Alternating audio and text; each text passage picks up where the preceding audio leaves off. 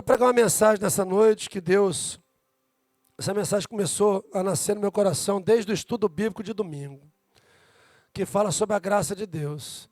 E não está na programação, no livro de Atos, capítulo 2, versículo 1, diz assim: no dia de Pentecostes, estavam 120 pessoas reunidas e, de repente, repete comigo, de repente, a tua vida pode mudar de repente. Quem sabe essa noite é a noite da sua vida ser transformada? Quem sabe essa noite é a noite que sai algo da parte do trono de Deus, do mesmo jeito que saiu da parte do trono de Deus para a vida de Daniel. Chegou 21 dias depois. Os seus 21 dias, pode ser 21 anos para chegar, mas Deus não vai chegar atrasado, Ele vai chegar na hora dele. O pastor pregou aqui, o culto do domingo foi bom, né? Eu preguei, o pastor pregou, a Ana Paula pregou, a pastor Luciano pregou, depois eu preguei. É bom eu escuto domingo, né, rapaz? Então, o pastor pregou sobre os 7 anos de fome que José interpretou o sonho de Faraó. E os 7 anos de fartura. Esses 7 anos de fartura na tua vida, pode ser 70, pode ser 1, pode ser 6 meses. Deus não está no tempo. Então, aproveite o tempo em que Deus está te abastecendo. Porque vem dias, diz o Senhor, que enviarei fome sobre a terra. Fome, não de pão, e sede não de água, mas de ouvir a palavra do Senhor. Andarão errantes, procurando ouvir, não vai ter quem. E aí o pastor vem e prega aqui nessa noite. Você tem uma igreja quarta-feira, você tem uma igreja domingo, toda bonitinha, toda cheirosinha, toda a cadeira confortável. Não é isso? Você valoriza isso? Nesse mês de dezembro, as pessoas estão envolvidas com compras de Natal, estão envolvidas com eventos de empresas e tudo. Mas é pecado comprar um presente para o seu irmão, para o seu filho, para o seu pai? Não. Pecado é não crer em Jesus. E você manifesta a sua fé em Jesus, dizendo para Ele que Ele é a sua prioridade.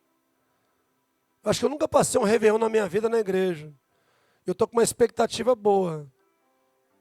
Eu deito para dormir todo dia 9h30, 10 horas da noite. Vou ficar aqui, de joelho, de 11h30 até meia-noite e 30. Junto com os meus irmãos. Porque Deus vai me sustentar para ficar aqui acordado. Para buscar a face do Senhor. Para agradecer pelas dificuldades, pelas vitórias do ano de 2019. E para profetizar o ano de 2020, de revelação, de prosperidade, de cura.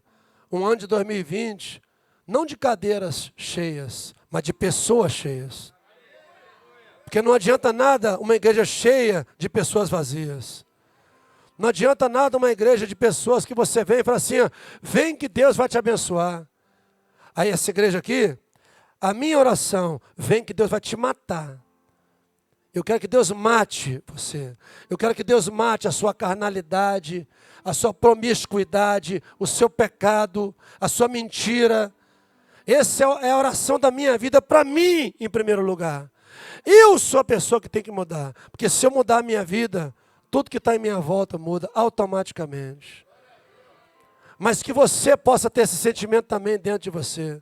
Que as pessoas possam olhar para você e ver exalar de você o bom perfume de Cristo.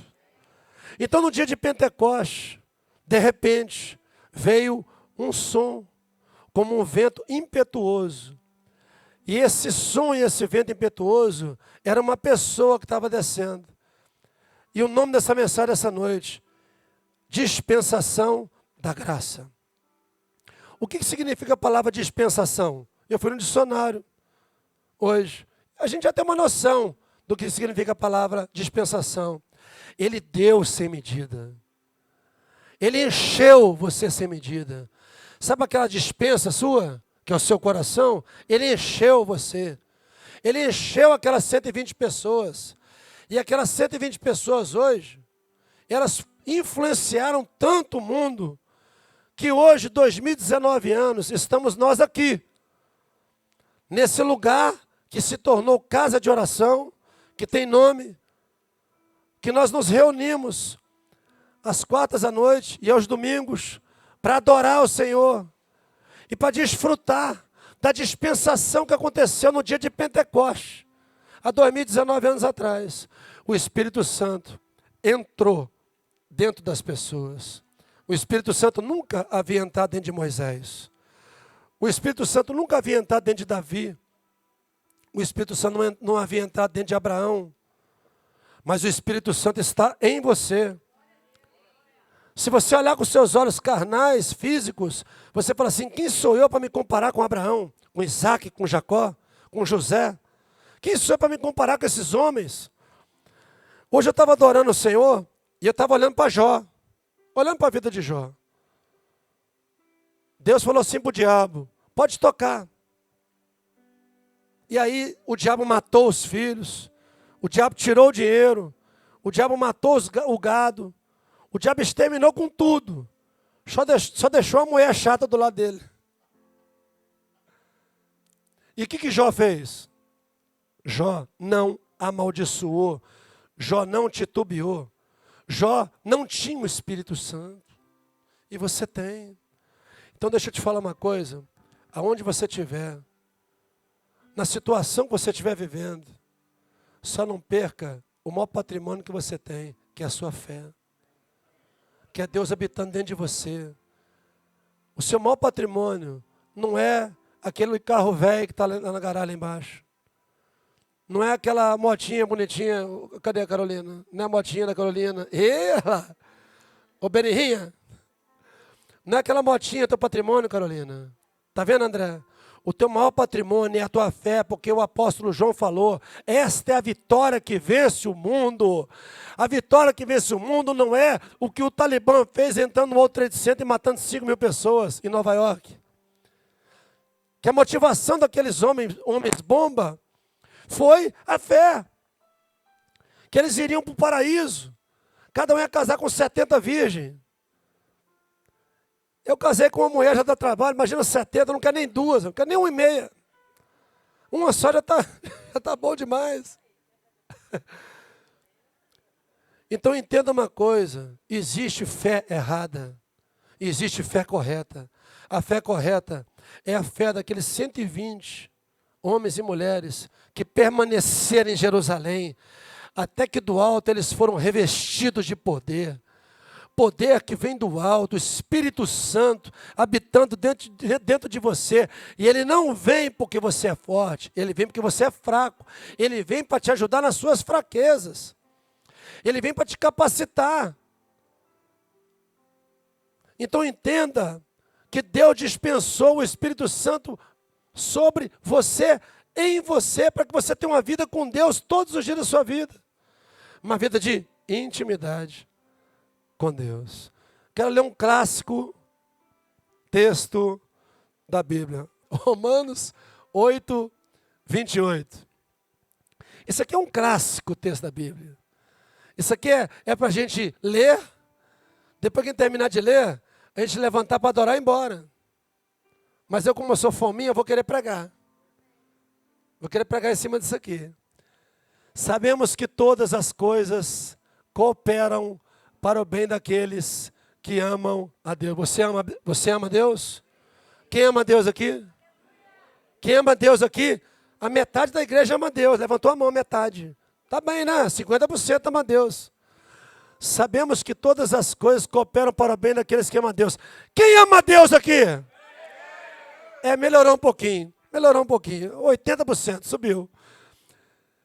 Daqueles que são chamados segundo o seu propósito. Sabe que Jesus, isso aqui é o apóstolo Paulo, sabe que Jesus fala assim: muitos são chamados, mas poucos são escolhidos. Você foi chamado e você foi escolhido. Por que você foi escolhido? Você foi escolhido porque você disse sim para o chamado. É muito simples. Como é que eu faço para ser escolhido por Deus? Eu só tenho que aceitar. Sim, eu quero. Eu vou abrir minha boca. Hoje eu almocei com o Tito, com o Demerval e com o Anderson. Aí o Tito falou assim para mim, pastor, me dá 2 textos, um para o Natal e um para o Réveillon. Eu falei, sim, senhor. Fala com o teu servo, ouve. Aí o Demerval falou assim para ele. Aí eu dei, na hora que eu falei assim, eu vou depois mandar para você, eu dei na hora para ele. Já vai falar agora esse do Natal. No que ele falou, o Demerval já falou assim para ele. Lê esse texto, abra a tua boca lá na tua parentela, que Deus vai te encher. Deixa eu te falar uma coisa. É assim que funciona, Demerval. É exatamente assim que funciona. Você quer saber, você quer que Deus te use? Abra a tua boca. Salmo 81, 10. Abra a tua boca. Abra a tua boca e eu a encherei. Assim diz o Senhor. Então não é você, não é o quanto você estuda, não é a sua habilidade, é a habilidade dele vestindo em você. A todos aqueles, bota lá no Romanos 8, 28. A todos que ele chamou, daqueles que são chamados segundo o seu propósito. Existe um propósito para a sua vida. Qual que é o propósito para a sua vida? Pastor, qual que é o propósito da minha vida? Casar, ter filho e ganhar dinheiro? Não, teu propósito é que você nasceu de Deus e que você tem que viver com Deus e que você vai voltar para Deus. Dentro desse pacote aí, tu vai ganhar dinheiro, você vai ter filho, você vai casar. Dentro desse pacote, tudo o que precede é você entender que o propósito da sua vida é que você veio de Deus, para Deus, para viver uma vida com Deus eternamente. E o diabo, Satanás, entrou no mundo e mudou o curso desse mundo. Fazendo o quê? Com o pecado. Daqui a pouquinho eu quero chegar nisso. Vai, lê o versículo 29. Porquanto, aos que de antemão conheceu, também os predestinou para serem conformes à imagem de seu Filho, a fim de que Jesus, ele, seja o primogênito entre muitos irmãos. Deixa aberto, por favor, não tira não. Você vê, né? A gente lê um texto desse aqui, dá para pregar 40 minutos nesse versículo aqui. Ó. Porquanto aos que de antemão conheceu, mas Deus conhece o diabo. Você acha que Deus quer que o diabo seja a imagem de Jesus? Deus conhece o Fernandinho Beiramar? Você acha que Deus quer que o Fernandinho Beiramar seja a imagem de Jesus? Porquanto aos que de antemão conheceu, aos que de antemão foi íntimo do Senhor, é por isso que o nosso nome é intimidade com Deus. Por isso aos que de antemão ele conheceu intimamente, também os predestinou. Então você foi predestinado. Predestinado para quê? Para ser conforme a imagem do seu Filho Jesus. A fim de que Jesus seja o primeiro. Ué, mas a Bíblia fala, achei uma contradição na Bíblia. João 3,16. Porque Deus amou o mundo de tal maneira que deu seu Filho unigênito, para que todo aquele que nele crê não pereça, mas tenha vida eterna. E agora que o apóstolo Paulo está tendo uma contradição com Jesus. Não é contradição. Jesus deixou. Deus não muda, mas Deus se movimenta. Jesus deixou de ser o único Filho de Deus. Ele era. E ele passou a ser o primeiro. Ele é o nosso irmão mais velho. Ele é o irmão mais velho de quem Deus conheceu. Deixa eu te falar uma coisa. Tem muita gente que vai chegar para o Neymar e vai falar para o Neymar assim: ô Neymar, eu te conheço desde o Santos, quando você tinha 12 anos de idade, quando você assinou o contrato com seu pai, eu sei o nome do seu pai e sua mãe, agora você ganha 3 milhões de euros por mês, não é isso, Neymar? Você na sua vida toda, você está no Paris Saint-Germain, você joga na seleção brasileira, você quebrou o pé na última Copa, eu sei da tua vida toda, Neymar. Aí o Neymar fala o que para a pessoa? Mas eu não te conheço. O que Jesus falou para os religiosos? Que curavam os enfermos, que expulsavam os demônios. O que ele falou? Eu não te conheço. Isso é o conhecer que eu estou falando essa noite. Porquanto aos que de antemão conheceu, ele conhece um tipo de gente. Quem é o tipo de gente que ele conhece? É o tipo de gente que não confia em si mesmo. É o tipo de gente que confia no Senhor. É o tipo de gente que é humilde, que é quebrantado, que é reverente. Pessoas que se atiram aos pés de Jesus. Pessoas que não confiam na sua própria habilidade. Confia no Senhor de todo o teu coração. É isso que faz com que Deus te conheça, porque Deus, Ele é onisciente. Ele sabe de todas as coisas. Ele sabe o quanto eu confio em mim. Ele sabe o quanto você confia em você mesmo. Vai, versículo 30. E aos que predestinou, a estes também chamou. E aos que chamou, a estes também justificou. E aos que justificou, a estes também glorificou. Você é justo em Cristo Jesus e Deus quer te justificar em Cristo Jesus. Ponto. Você tem que receber essa palavra que eu estou te dando essa noite. Que não é pelo que você faz, é pela bondade e benignidade dEle. É pela graça. Ele dispensou a justiça dEle sobre a sua vida. Pastor, eu vou perguntar pela 100ª vez, o que é justiça divina? Uma pessoa me responde aqui nessa igreja hoje, nessa noite. O que é justiça divina? Hã? É o quê? Justiça divina é um estado perfeito que você vive. Deus quer te dar esse estado perfeito, em que você tenha plenitude de paz, de segurança, de proteção, independente do que você está vivendo. Essa é a justificação que Ele também nos justificou. E aos que justificou, a esses também glorificou. Ele quer glorificar você. Você recebe essa palavra? Versículo 31. Vai. Que diremos, pois, à vista dessas coisas? Se Deus é por nós, quem será contra nós? Se Deus é por você, quem será contra você? Vai.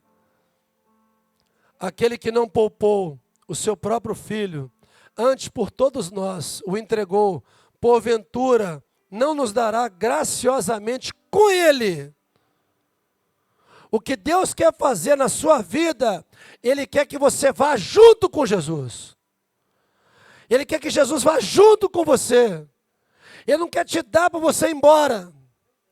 A tristeza de Deus, naquela parábola de Lucas capítulo 15 do filho pródigo, foi quando o filho pediu a metade da herança e foi embora. Ele se afastou do propósito. Qual que é o propósito eterno? É que Ele nos dê todas as coisas juntamente com Ele. O pai quer ficar junto com o filho. Deus quer ficar junto com você. Você sabe o que separa você de Deus? O pecado, daqui a pouco ele vai falar sobre isso. 33.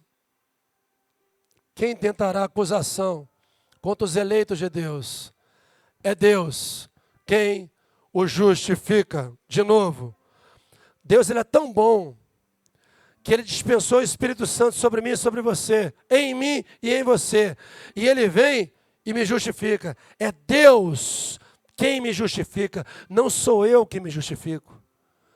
As minhas obras não me justificam. Você tem que entender uma coisa, que você faz obras porque você é salvo. Não dá para você ser salvo, ser justificado em Deus e continuar mergulhado na mentira, no pecado.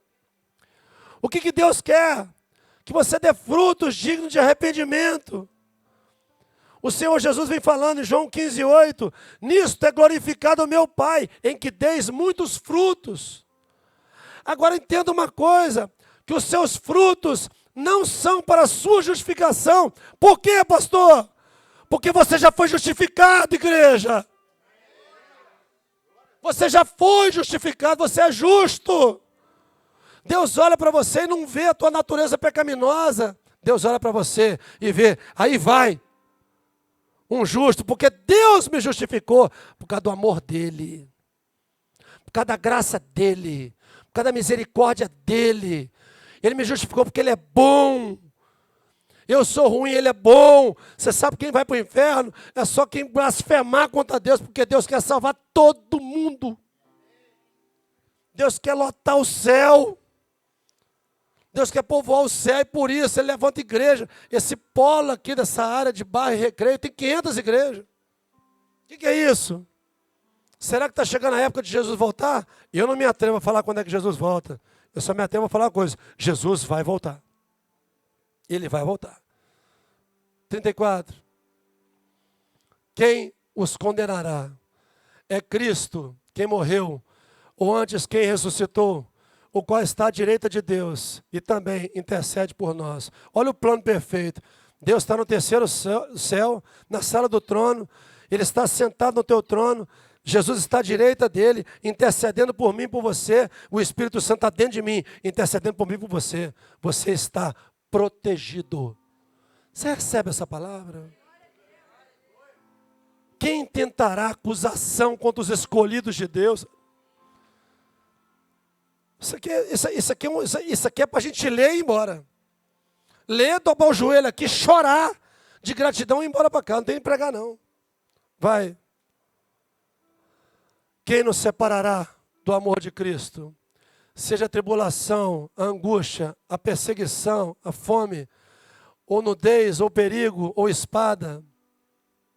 Como está escrito, por amor de ti, somos entregues à morte todo dia. Fomos considerados como ovelhas para o matadouro. Vai.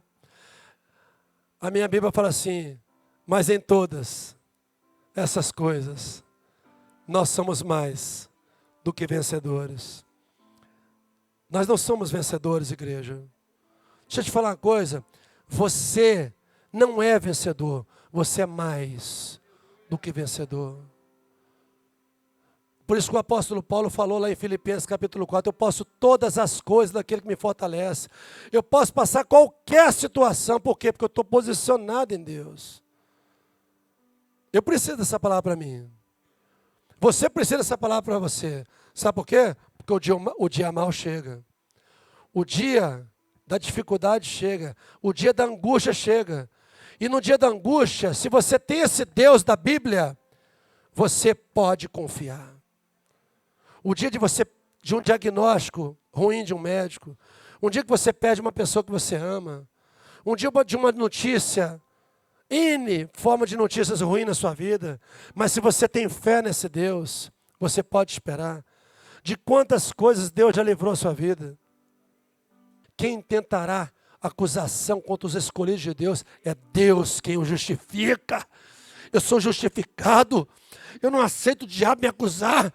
Eu não aceito o diabo te acusar. Eu não aceito. Se o diabo tem acusado a sua vida, eu não aceito que o diabo te acuse mais em nome de Jesus. Sabe por quê? Para que você tenha liberdade. Liberdade para dobrar teu joelho, para chorar na presença do rei. Para vir até a tua igreja, levantar as tuas mãos e dizer: grande é o Senhor e muito digno de louvor. Na cidade do nosso Deus, teu santo nome, alegria de toda a terra. Queremos o teu nome engrandecer e agradecer-te por tua obra em nossa vida. Quanto é que vale isso, Eduardo? Demorou um ano para vir aqui, Eduardo. Taca fogo nele aí, missionário. Versículo 38. Porque eu estou bem certo de que nem a morte, eu quero tanto chegar nesse nível aqui. Sabe o que eu estou pregando? Sabe o que eu estou pregando? Eu estou pregando essa mensagem para mim.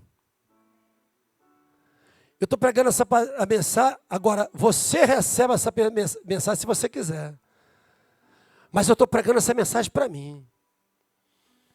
Porque estou certo que nem a morte. Por que a morte, eu não tenho que ter medo da morte? Porque Jesus venceu a morte. Por que eu não tenho que ter medo do diabo? Porque Jesus venceu o diabo. Jesus venceu tudo. Ele é o grande rei, ele é o eu sou, ele é o todo-poderoso. Ele venceu o inferno, ele venceu a morte, ele venceu o diabo.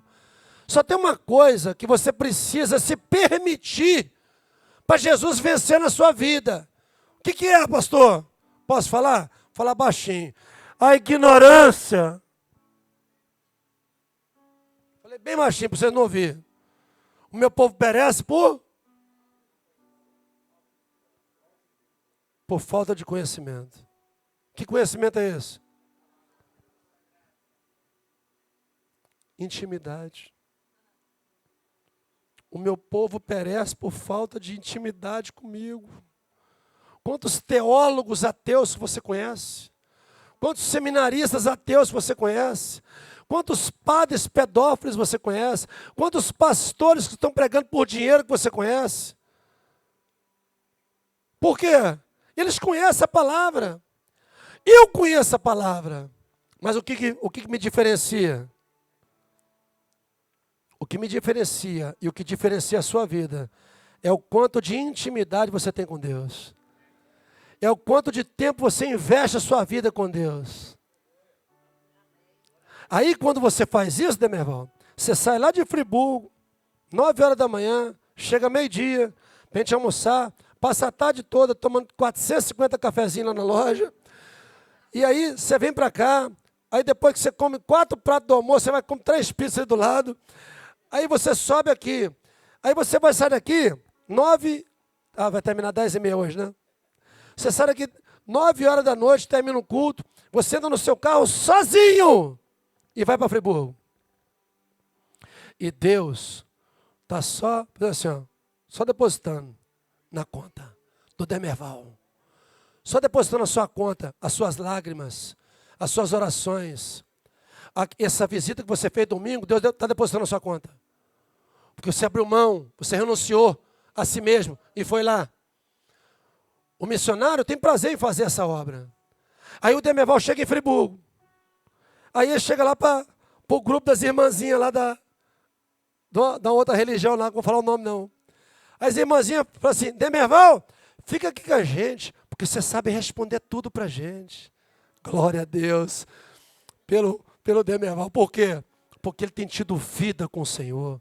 E o Senhor tem ministrado palavras de vida nele, para que ele lance através dele.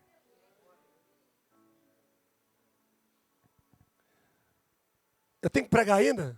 Eu não comecei a pregar ainda não. Tem que pregar? Vou pregar rapidamente então. Vou começar a mensagem. Já terminou já? Pode desligar aí. O que foi que Deus mandou pregar para você nessa noite? Depois de ler esse texto tão lindo, tão rico, no amor de Deus. Deus mandou ministrar uma palavra para você. Vou tentar ser breve. A humanidade foi dividida em 3 épocas. A época da morte, pesado, hein, pastor? Pesado, o senhor aí, está pegando pesado. De onde é que o senhor tirou isso? Se vira com Deus, foi ele que falou comigo.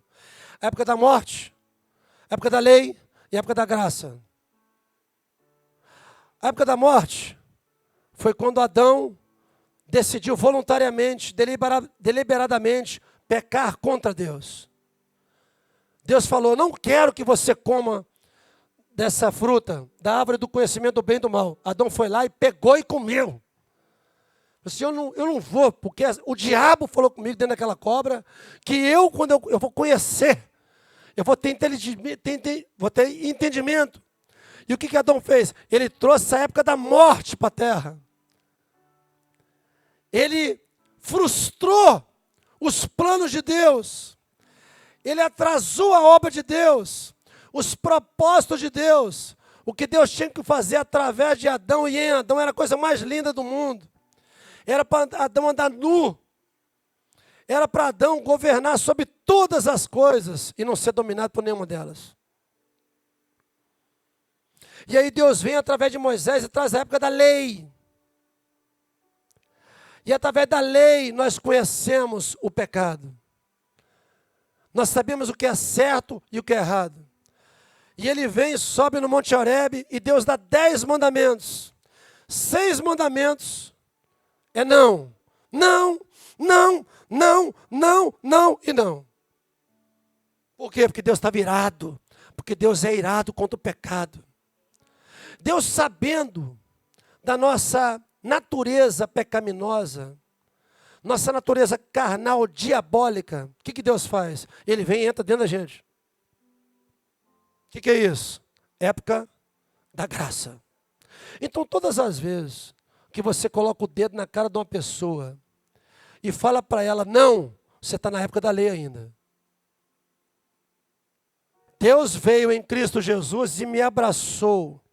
Independente, essa é a visão da minha vida. Eu só acredito nisso.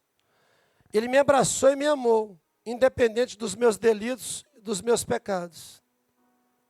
Isso não quer dizer que eu tenha que ser um pecador. Ele não quer que eu seja pecador. Ele quer que eu seja perfeito. Ele diz assim: Jesus, sede santos como meu Pai é santo. Então, ele vem e me veste na dispensação da graça. Qual é a mensagem que eu tenho que pregar? Qual é a mensagem que você tem que pregar? É a mensagem do pecado e da morte? É a mensagem da lei que tem um monte de regra sobre coisas que você tem que fazer? Ou é a mensagem da graça? Se você quer estabelecer regras sobre as pessoas e sobre a sua vida, você está dizendo para Jesus que você não está na época mais de Jesus, porque a mensagem de Jesus é a graça. A mensagem de Jesus é o amor. A mensagem de Jesus é a justiça própria? Não, não. Eu vou te provar. Vou te provar que a mensagem de Jesus é a graça e a justiça divina e não a justiça sua. Em Lucas capítulo 15, aquele cara acabou com o dinheiro da herança do pai e ele desejava, ele não comia lavagem de porco não, ele desejava comer a comida dos porcos, amém? E ele falou assim, ele caiu em si e voltou. Eu vou chegar lá, vou falar o seguinte: Pai, eu pequei contra o Senhor, eu não sou digno de ser chamado seu filho. Fala o seguinte, me dá um negócio aí para eu trabalhar, que eu vou me justificar diante do Senhor. Aí só vai me dar uma marmitinha, só me dá um lugar para dormir. O que o pai fez? No que ele estava falando, o pai falou assim, manda fazer uma festa, manda matar o melhor bezerro, manda botar uma roupa, a melhor roupa que tiver aí, manda colocar a sandália e manda botar o dedo, o anel da autoridade. O que é isso? Graça. É a justiça de Deus vestindo o filho ex-pródigo. Esse é o evangelho da minha vida. O evangelho de um Deus que me abraçou, que não olhou para os meus erros, para as minhas falhas. Essa é a graça, essa é a época da graça. Mas nós temos que tomar muito cuidado com uma coisa: não banalizar a graça. O que é graça, pastor? Eu passei 15 anos dentro da igreja, eu aprendi com os pastores, com os irmãos evangélicos. Graça é favor imerecido. Não gosto. Graça é a capacitação para você fazer a vontade de Deus. Graça é a veste real que Deus te veste para você que tem a oportunidade de pecar, não pecar. Graça é liberdade. Graça não é libertinagem. Graça é você estar absolvido de uma vida que você não tinha como pagar. E Ele vem e paga a tua dívida diante de Deus. Ele paga. Está aqui, Pai. Eu paguei com o meu sangue. E aquele que me aceitar, aquele que me confessar, aquele que me reconhecer, eu vou lavar aquela porcaria de vida dele com meu sangue imaculado.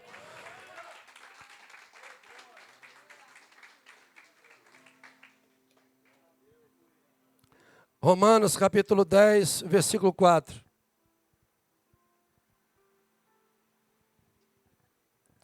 Porque o fim da lei é Cristo. Acabou. Não tem mais lei. Para quem está em Cristo, a lei vem para quê? Para te punir. Cristo vem para quê? Para te absolver. Porque o fim da lei é Cristo, para a justiça de todo aquele que é fiel à esposa, todo aquele que dá o dízimo, todo aquele que vai à igreja toda quarta e domingo. É mentira. O pastor que te falou isso é mentiroso.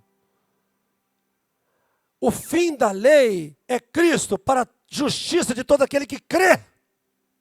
Aí eu manifesto a minha fé em Deus, dando uma resposta a Deus, de me melhorar a cada dia, de me santificar a cada dia, de dar frutos para Deus a cada dia. Mas presta atenção, entenda bem, o que Deus tinha que fazer por você, Ele fez. Só Ele pode comprar a salvação da tua alma. Você não é salvo pelas tuas obras. Para mim, por favor, Romanos 5:1.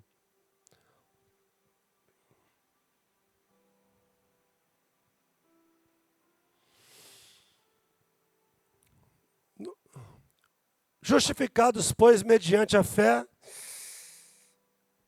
E aí, gente? Como é que eu faço com a Bíblia? Como é que eu faço com a Bíblia? Justificados, pois... Eu estou lendo aqui isoladamente uns textos para endossar a mensagem que Deus quer entregar para você. Deus dispensou o Espírito Santo sobre a sua vida. Deus dispensou a graça sobre a sua vida. Se Deus não tiver dispensado a graça sobre a sua vida, você não estaria aqui nessa noite.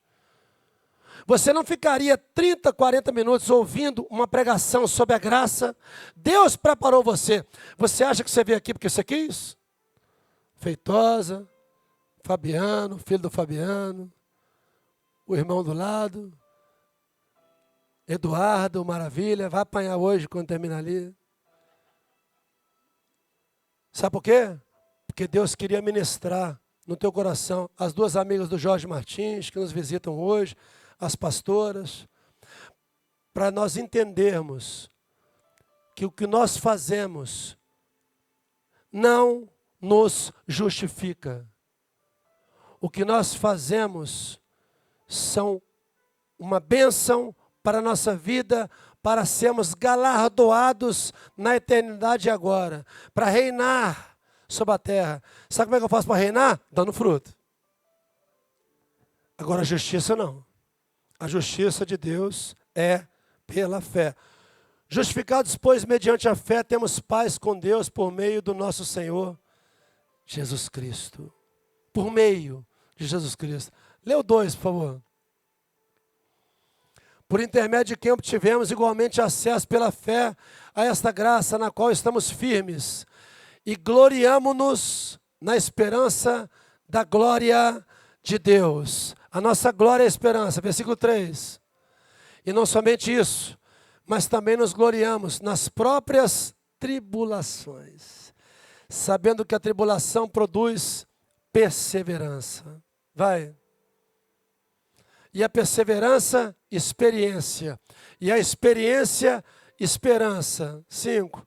Ora, a esperança não confunde, porque o amor de Deus é derramado em nosso coração pelo Espírito Santo que nos foi outorgado, que nos foi dispensado. Tudo isso que você vê é graça. Vai. 6. Porque Cristo, quando nós ainda éramos fracos, morreu a seu tempo pelos ímpios.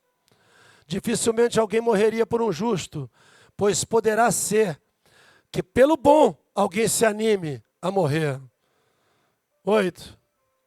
Mas Deus prova o seu próprio amor para conosco, pelo fato de ter Cristo morrido por nós, sendo nós ainda pecadores. Tudo isso é o amor de Deus pela minha vida e pela sua vida. Logo, muito mais agora, sendo justificados pelas suas obras, pelo sangue de Jesus. O sangue da remissão, o sangue da redenção, seremos salvos por ele da ira. Ira. A Bíblia fala assim, que Deus propôs Jesus como propiciação. E aí, você quer saber o que é propiciação? Venha no estudo bíblico domingo que vem que eu ensino. Eu ensinei, né, Divan? Domingo de manhã. O que é propiciação? Quem sabe o que é propiciação aqui?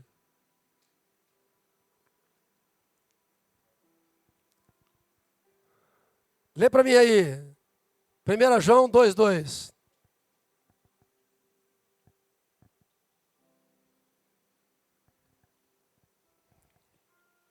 E ele é a propiciação pelos nossos pecados. E não somente pelos nossos próprios, mas ainda pelos do mundo inteiro.